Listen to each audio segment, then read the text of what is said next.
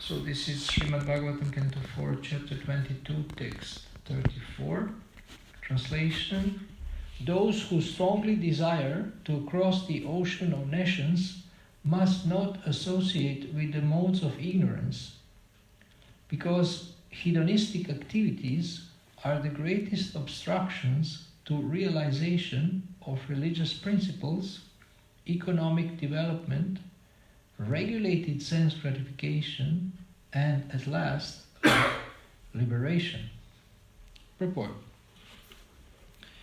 The four principles of life allow one to live according to religious principles, to earn money according to one's position in society, to allow the senses to enjoy the sense objects according to regulations, and to progress along the path of liberation from this material attachment.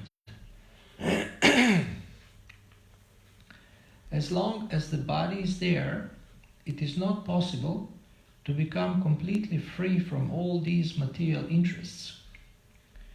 It is not, however, recommended that one act only for for sense gratification and earn money for that purpose only, sacrificing all religious principles. At the present moment, human civilization does not care for religious principles. It is, however, greatly interested in economic development without religious principles. For instance, in slaughterhouse, the butchers certainly get money easily, but such business is not based on religious principles. Similarly, there are many nightclubs for sense gratification and brothels for sex. Sex, however, is allowed in married life only, and prostitution is prohibited, because all our activities are ultimately aimed at liberation, at freedom from the clutches of material existence. It is advised, therefore, that one not act in a way that will obstruct the regular process of advancement in spiritual life and liberation. The Vedic process of sense gratification is therefore planned in such a way that one can economically develop and enjoy sense gratification and yet ultimately attain liberation.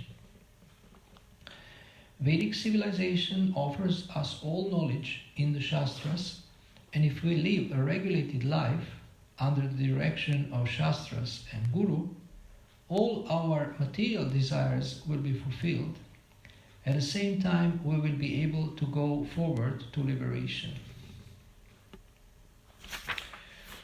Na kuryat karhichit sangam tamas tivram titirishuhu dharmartha kama mokshanam yadatyanta vigatakam. Those who strongly desire to cross the ocean of nations must not associate with the modes of ignorance, because hedonistic activities are the greatest obstructions to realization of religious principles, economic development, regulated sense gratification, and at last liberation.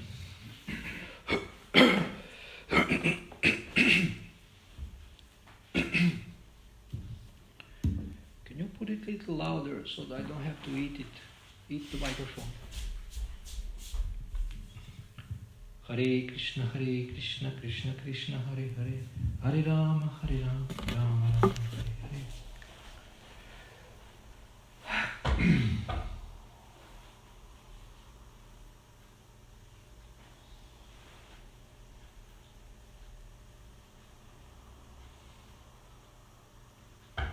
So there are these four activities.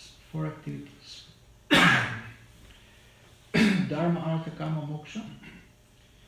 4 principles of life that allow one to live according to religious principles. So religiosity, when one is religious, religiosity leads Hare Krishna. You lowered it? Yeah, because it's Oh, okay. Hare Krishna. when somebody is religious, he goes to church and he prays, God, give me my daily bread. And then he gets bread and he eats it. So he gets bread, maybe symbolic for artha, grains. It may be symbolic for artha or for riches or for wealth. And then kama, sense gratification, you enjoy eating bread. But then if you overeat, you become frustrated. And then you want, somehow you want to get, because this self-gratification brings you suffering, then you want to get free from this. So, you have like the other day one devotee told me, have you heard of Balaram sweets? Balaram sweets?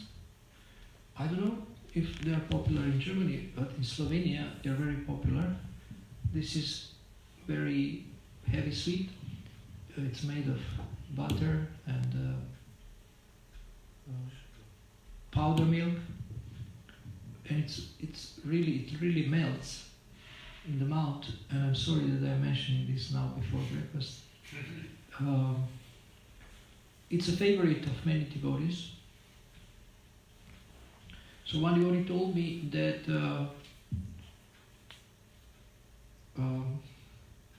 finished the whole box. And then there was some stomach problems. So then there was a tyaga, renunciation. When you overdo it, then you get fed up and then you want to have a break. So what people do, they do bhoga tyaga, bhoga tyaga, bhoga tyaga. Excessive enjoyment, renunciation, excessive enjoyment, renunciation, excessive enjoyment. So there are these four principles, Dharma, Artha, Kama, Moksha, but there is the fifth principle, Prema Pumartha Mahan, which is not mentioned here, and this is actually attaining the pure love of God as a fifth goal. Now you can also describe these four as goals, and there is one book, one Prabhupada disciple, Mataji, compiled a book called 4 Goals of Family Life, and she referred to these four, but of course she also mentioned, I believe she mentioned this Prema Pumartha Mahan, the fifth goal of family life. The fifth goal is attaining pure love of God. Now, Srila Prabhupada has given us a new value system through his books. Like people don't speak about love of God. They go to pray to God to get something, to get cured, to get money, to get bread.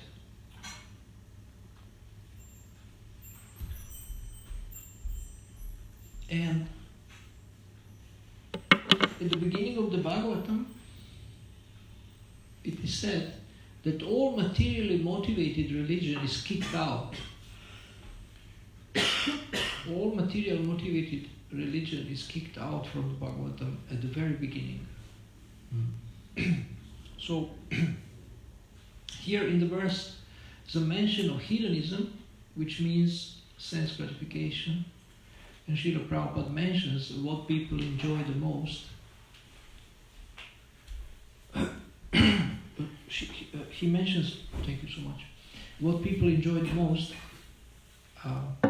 He mentions liquor shops, drinking alcohol, drinking and enjoying in brothels, prostitution. And then he says something that even devotees don't believe, that all our material desires will be fulfilled. And now you have some experience, 20 years, 30 years in Krishna consciousness, and you sometimes devotees say, yeah, he fulfilled all my desires. If I look back, he fulfilled almost all my material desires, but he fulfilled them not in a way I wanted them to be fulfilled. And you know this song, Frank Sinatra, singing, I did it my way. So Krishna says, I will fulfill your desires, but my way, not your way. Why? Because the way Krishna fulfills desires of people and of devotees, even if they're material desires, is not detrimental to liberation. Is not unfavorable for liberation, but actually it doesn't degrade them. And the way people want to fulfill their desires degrades them, and they get entangled into karmic circle. So now when we do coaching sessions, sometimes we speak with devotees about their desires. I mean, always we speak about desires, because if you have goals, then you have desires. But then I say, okay, let's see how you can fulfill these desires in a Krishna conscious way. Sometimes devotees cannot give up smoking. They are very nice devotees. I mean,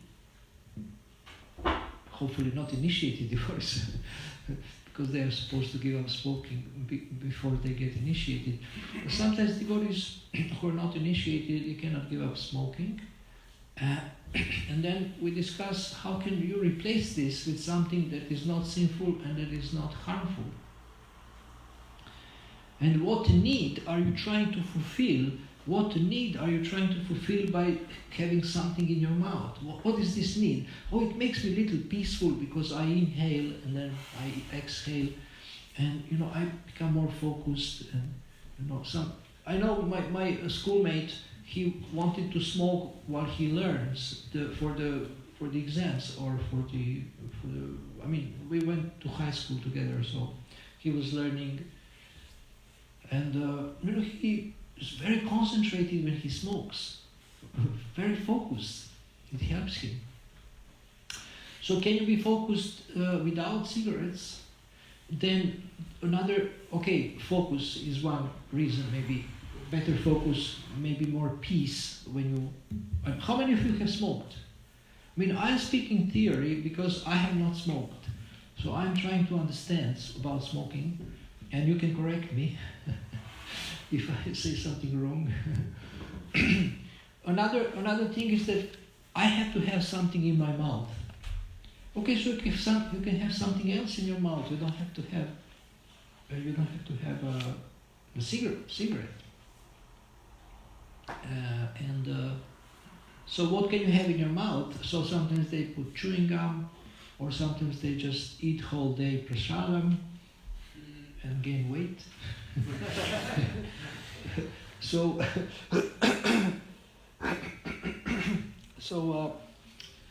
you can put something else. I mean, you can put piece of ginger. Also, it's very healthy. It also, I heard, it also protects you from. It also protects you. Audarya Dhamma Prabhu, Dr. Tursunov said, it protects you from the virus. And I mean, sometimes we have ginger downstairs. And also he said, if you put it around your wrist, it protects you. You wrap it and put it here. He said this is even better than having it in your mouth. But okay, a piece of ginger you can have in your mouth, or cloves. You know cloves? Cloves? Mm-hmm. So cloves also, they are very good for the teeth and for health in general. They are not so tasty, but you can have it in your mouth. I don't know what else people have, some like tic-tac. So different things that you can, but don't put the cigarettes. Put something that is not so harmful. And one can think, I mean, you can tell me, you who were smoking, what need your smoking was fulfilling. Can you share? Yes? So I want to share the fact that the nicotine is as a very dangerous as a drug. It's as an entwickelt and it's as a developed die Abhängigkeit, the addiction as a faster than heroin. But what need it fulfills? So just to do it one more time because your body needs as a nicotine to think, to be calm and like this. And when you are doing this as a more than in a couple of weeks, it's as get a very strong as an addiction, and you just need it to be normal, to be quiet, to be calm, and so on. And when you don't get this, you get very nervous. So you first get addicted and then you have a need for it. Yes. But before that, what need did you try to fulfill? Just to get a head spinning? Yes? I mean, people doing it because they're curious what it's all about. Curious? Yeah. Or because my father is doing it? Yeah, and they are not well aware about the process when one takes a cigarette, what then happens to them, and that they get addicted. This is another thing, but often it is just for curiosity. Uh-huh. When they ask people why you're smoking, often they say it cools me down, or I become chilled a little bit, or whatever like this. Mm-hmm. Cools them down. I mean, one can see also often people who are smokers when they're coming out from their house and they have to wait at the bus station, example. When they are alone with their own mind, they are becoming restless, and to become cool, the first thing what they do is they're putting out a cigarette.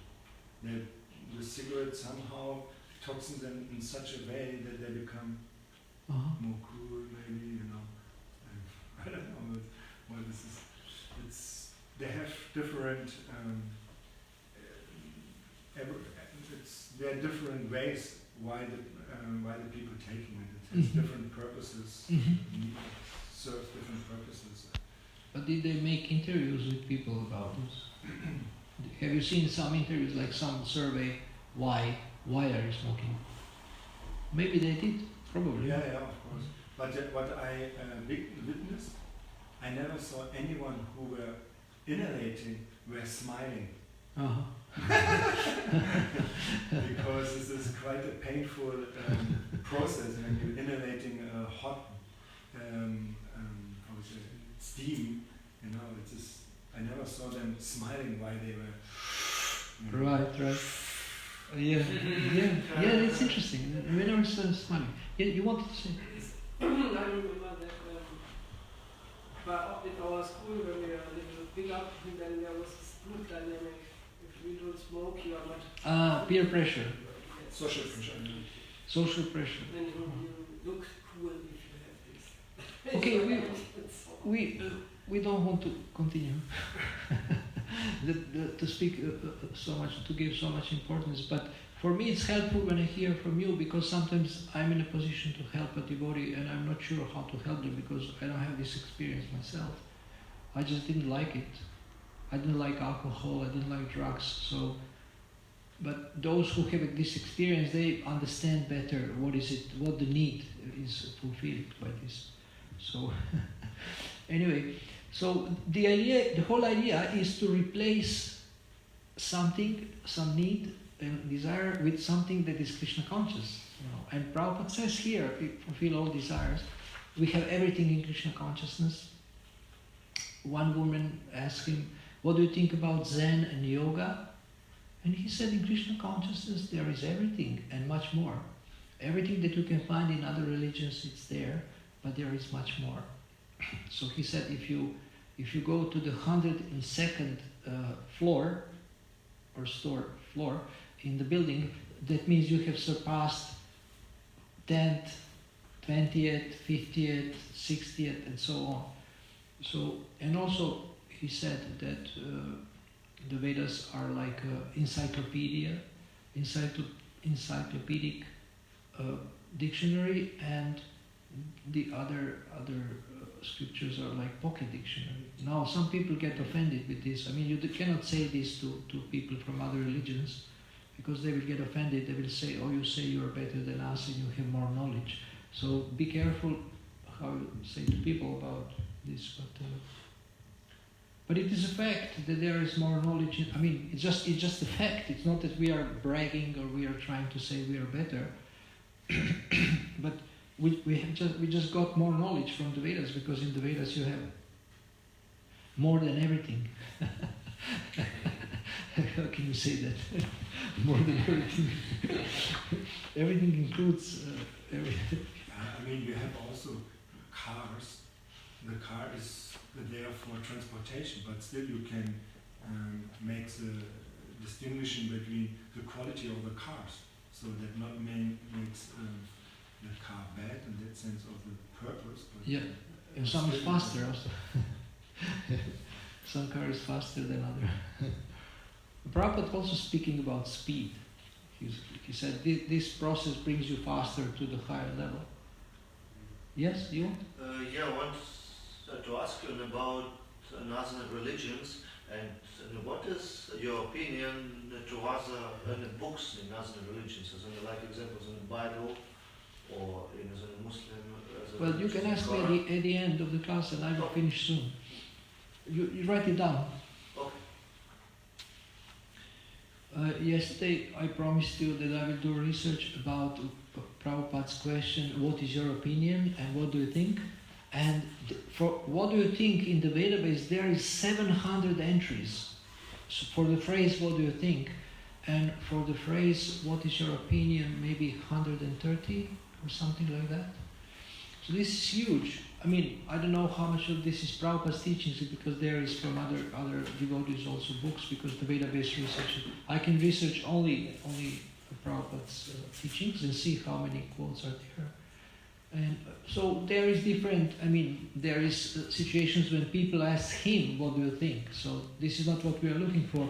We are looking for quotes when Prabhupada asks his disciples, what do you think? Because in the evening we are speaking about thinking and about independent thinking, and that Prabhupada also wanted his disciples to think, and he would ask them for opinion. And then in another occasion he would say, what is the value of your opinion? You are just speculating. I mean, he didn't say this to his disciples, but he said about scholars, about scientists, and about different thinkers. You know, everybody wants to say, it's my opinion, or I think this. So what's the value? Because you're in ignorance, so what is the value of your opinion? So this, you use this phrase, what is your opinion about other religions and things like that. So here, we can mention the principle of Yukta Vairagya, that almost everything can be used. Almost everything can be used in Krishna service. So what cannot be used in Krishna service? Meat? Okay. What else? Envy. Envy. Who said envy? You? You said envy. Yeah. How can... Envy is there also in the spiritual world, but this envy is not material. So material envy you cannot use. Okay, envy, but Krodha, I mean, out of 6 highway robbers, how many can it be used? Well, envy is one, it cannot be used. So we have Kama, Lobha, we have lust, greed, Krodha, anger, madness. We can use madness? No? One becomes mad for Krishna. Yes, and illusion? We can use illusion, because because Krishna's devotees, they actually are in illusion, and they don't know that Krishna is God. They just love him. Yoga Maya can cover you. But this is another kind of illusion. Yoga Maya, it's a specific illusion. It's a different kind of illusion. Mm. Yeah. So everything Prabhupada says can be spiritualized. This is amazing. I remember a long time ago I read a book called The Secret of the Golden Flower from the Chinese tradition, and then they speak about sublimation of energy. Sublimation, and then Prabhupada, and I wasn't sure what it means, and then when I read Prabhupada's books, he explained what it means, and so the idea of sublimation of energy, or you can say purification of energy, is attractive, it's interesting, but they always explain it without God. They don't mention God, and Srila Prabhupada explained this in relation to God. So we say almost everything can be utilized and Krishnaized and spiritualized.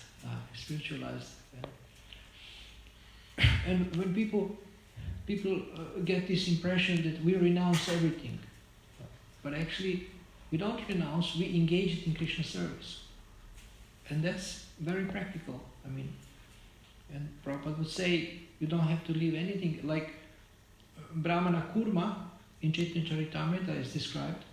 Brahmana Kurma wanted to leave everything and go with Lord Chaitanya, and he told him, no, he'll stay here and liberate everyone in your land. You stay here, continue with your family life, but preach Krishna consciousness. So this is the beauty of Krishna consciousness. It's so practical, and it doesn't tell you renounce everything, and and it's actually more difficult to stay and do something than to go away and just, don't bother. Don't bother with anything.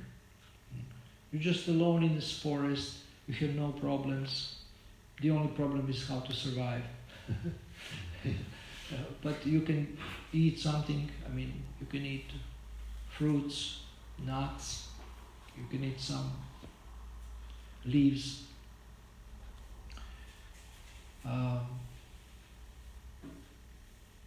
You can have a garden, you can cultivate vegetables. So one can be very happy without problems, living alone.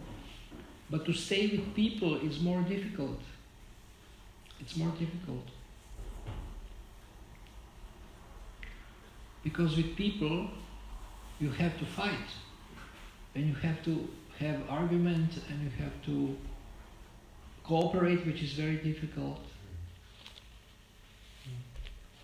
So if some sannyasi is speaking about family life, it's not as powerful as when Grihastha is speaking about family life, because Grihastha has passed through grinding. You know grinding? He's passed through the grinder, through all kinds of ups and downs, all kinds of difficulties and conflicts. And when I see Grihasthas who has survived in a relationship for so many years, I think these people are heroes. Because they had to go through so many difficulties just to remain together, which is in Kali Yuga so hard. In Kali Yuga is so hard. And therefore we have this Grihastha Vision team who is counseling devotees and helping them. And this is a great help. And they say that if you have strong families or strong marriages, we will have strong ISKCON. Because most of the devotees are actually not brahmacharis. Most of the devotees are in white, either married grihasthas or maybe planning to get married, or maybe not feeling I am a brahmachari or like this. So it's a very important service that they are doing, but they are also getting older, so we need some new. And people I know one couple, maybe you know them, maybe they came here, Sridham, no? Sridham and Kishori. They are from Chaupati. They were preaching in Europe, in England, in Slovenia. No, they didn't come here. So they speak about devotee care and counseling system. They are counselors. And they were initiated by Kirtanananda, but then later took re-initiation from Radhanath Swami. And they preach together. They sit and preach together and take shifts. He speaks few minutes, she speaks few minutes, or 5 minutes or something. And that's very nice to see. They have one daughter. It's very nice to see that husband and wife are preaching together the same time. And of course, she's counseling more ladies, not more, she's counseling ladies, and he's counseling Prabhus. And they have a long time marriage. They are educated, he has business. So, to me, the main spiritualization that we need to do as a movement is spiritualization of marriage. Because this is the main, this is the pillar of society. The family is the pillar of society. So if we speak about Yukta Vairagya, we speak about spiritualizing things, engaging things that are present in the material world, engaging them in Krishna service, then how to have strong marriages. And for this, you have to understand, if you're a husband or a wife, you have to understand the psychology of a man or a woman. And experienced Gita, they actually explain this in detail. And also in the Shastra we can see, Prabhupada sometimes speaks about the psychology of men and psychology of women. And many mundane experts also describe things that are useful about the psychology of man or woman, that are useful, that are universally applicable to any kind of human being. It doesn't matter what is your religion, but there is some common things that are there in the psychology of man or woman. And if you understand that, then you can adjust your behavior and your approach and your interactions with a person of the opposite gender with whom you're trying to have a union or communion or marriage. And then there will be more peaceful marriages. Understanding each other's spiritual and material needs. And I spoke to one Grihastha in Italy. He has 5 sons. He's 70 years old. And I asked him, Prabhu, how did you make it for so many years? His wife is there also. So we had a breakfast one morning with him, and we had a program at his home, and we slept overnight with Ramachandra Prabhu. And I wanted to learn something from him because he's a successful family man. He made it for so many years. And I asked him, so what actually is the secret of your success in such a long marriage?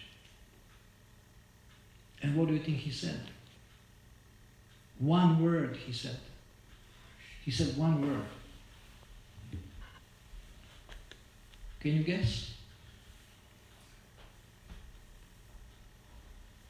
What is the secret of long marriage?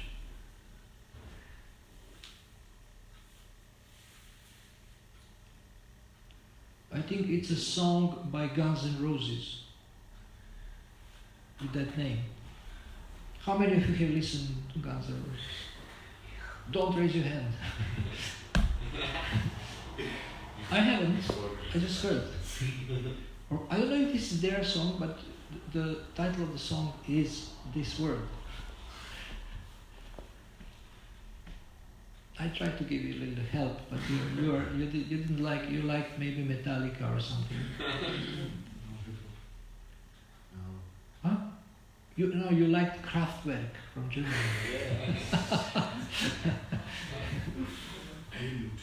Huh? There's one German hip-hop music hip hop. Singer. What's his name? Thomas D. Thomas? Thomas D. Thomas D. Devotee. D.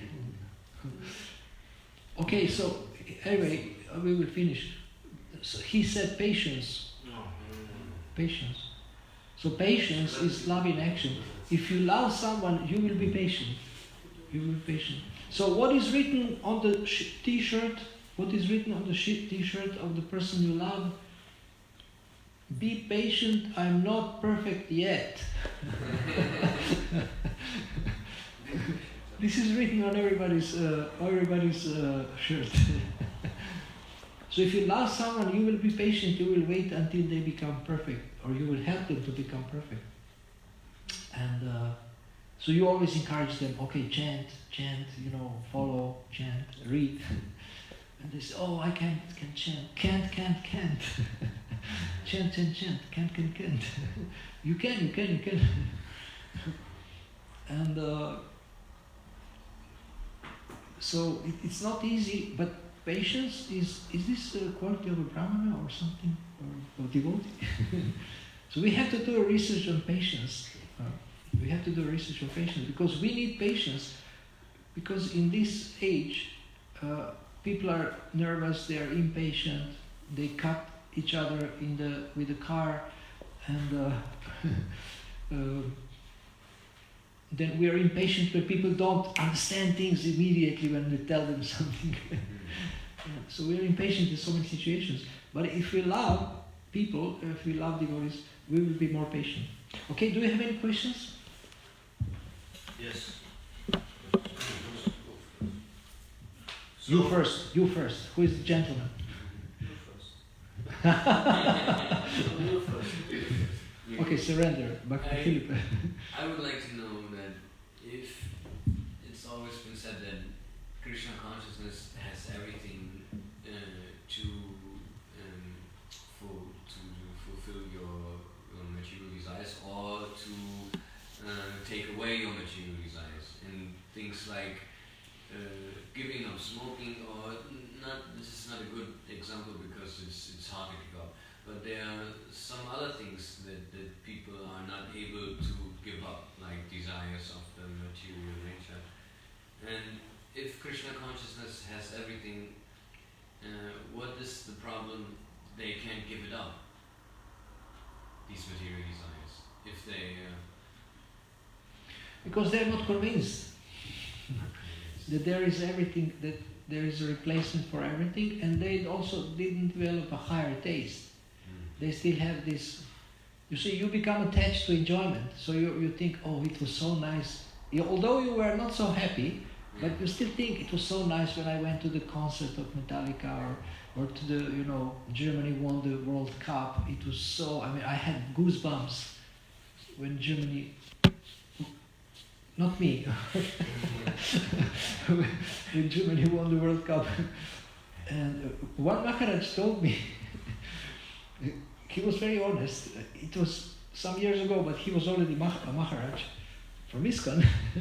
He said, when I hear the hum of the stadium, the hum of the stadium, he said, I get goosebumps. He said like that. So you have the same in the rock concert also. You have this, you like this, so much excitement. They are screaming like crazy because something will happen that they will enjoy. Either it's a goal or it's a solo or something. So people are not convinced. So we need, if we want to preach to people, you cannot tell people you are suffering, because they say, no, I'm not suffering. You are suffering. You are carrying the book bag going around, and I'm sitting here drinking and watching women. So if you tell them you are suffering, we will not. But if they see that we are happier than them, they will say, how do you do this? You understand? So when people see that we have something better, then they will be curious, and they will ask us, how did you give up? You were smoking, you were going to concerts. So how did you give these things up? And you say, well, because I'm not a big yogi to renounce anything, but I got something better. That's the only way. I think, in Kali Yuga. You want to say something? No? Okay, you hear the question? Yes, so I want to... Gentlemen. So I wanted to ask you then about other religions, yes? And so actually we know that the Quran was written by Muhammad, and he was hearing the God. The Bible was written from so many people who was saying it's not me, it's everything so God. So do you think can we think about this in books like a part of Shastras? Because it's actually the word from the God. So actually there is no difference from the Bhagavad Gita, as I think. What is your opinion? How can you comment? If they are original, if they are not changed, Yeah. like Bhagavad Gita was also changed, that Srila Prabhupada he has written Bhagavad Gita as it is, because there are so many editions. So if their original scriptures have not been changed, sometimes they do research and they find out some original statements, and in these scriptures there is universal principles. Mm-hmm. They are the same everywhere, so they have value. Yes. I mean, so there is knowledge in other scriptures, because the Son of God is not only one, the representative of God is not only one. For different people, God appears in different places. But I have sent, I think, to Bhakta Sebastian the interfaith brochure, and you should all read it because it will help you in the preaching. Did you get it? Yes. Interfaith brochure. Yes. So you read it and you teach me Okay. how to relate to other people and other religions. Okay? Yes. Who has the best question? Last question? I had one more question.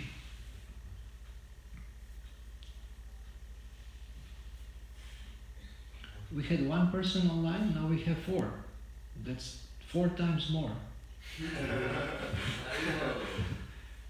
Thank you for listening, everybody. Where's the camera? Here, here, here. Oh, this is not video. Okay. Yes? No. No. Thank you for the lecture.